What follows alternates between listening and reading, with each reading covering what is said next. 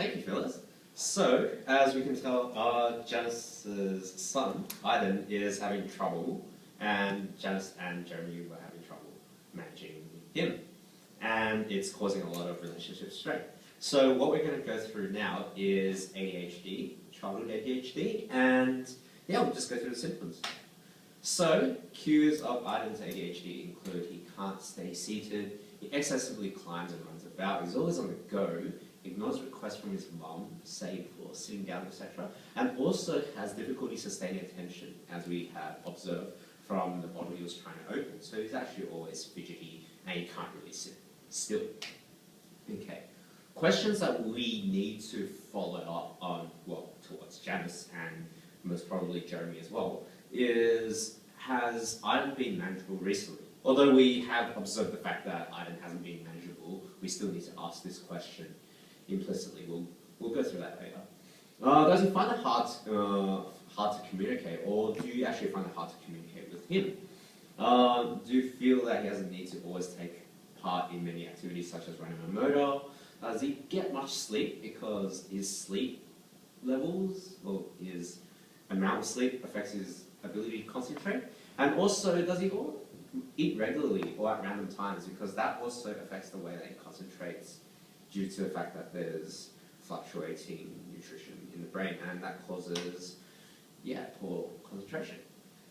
Along with the questioning, we have to be very sensitive and we have to be very empathetic about the questions and the way that we approach Janice with these questions. So, as managing Aiden has been evidently difficult for the family as straining relationships, it's best to advise on this, such as if this occurs, then do or see, rather than actually directly asking. Also, when asking, it's always best to practice professionally and also hold pharmacovigilance and respect Aiden's parents' opinions and decisions, as not all parents will accept therapy for their children. So actually telling their child that they have ADHD when they don't believe so may cause problems. So just say that in your professional opinion that you believe that he has ADHD. So what is our hypothesis? So Aiden may have ADHD due to signs and symptoms, and what we would prefer is referring Aiden to a school counsellor, school aide, and if possible a GP, so they can get referred to a school psychiatrist. So the issues on the next task, as we can see, is that he has impulsive ADHD symptoms of blurting, disruptive, he's also intruding, he's rejected by his peers because he wasn't invited to any birthday parties, and he's not invited to anything at all. Okay.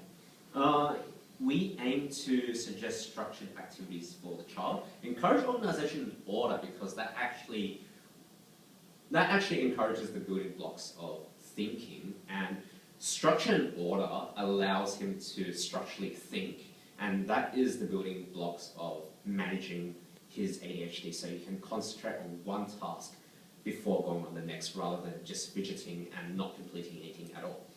Encourage Janice and Jeremy to join support groups as well. So, because this is a family effort, this isn't just a single person effort, so try to get both of them involved instead of just Janice involved and Jeremy just putting the blame on Janice. And also aim for Aiden to have private tutoring if possible, because that actually helps him guide all these activities above, and actually get to concentrate. Possible causes and identified issues of the ADHD after the second encounter is that Aiden may need extra attention to family. However, this is becoming increasingly hard because of the job that Janice is actually having. Possible due to lack of attention, discipline, and organisation. So yeah, as I've discussed before, he needs to be trained. Argumentative environment may also exacerbate this further aggressive behaviour, as we can see from tripping another child. So as we know, parents set an example for the children. So we try to have an environment that he can actually, learn from.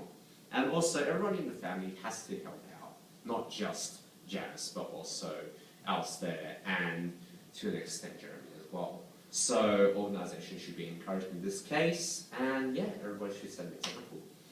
Actions, so we recommend Janice to take Aiden to see a GP or child psychiatrist, and make sure the husband Jeremy is also informed about Aiden's management, so it should be a family effort, not just Janice's.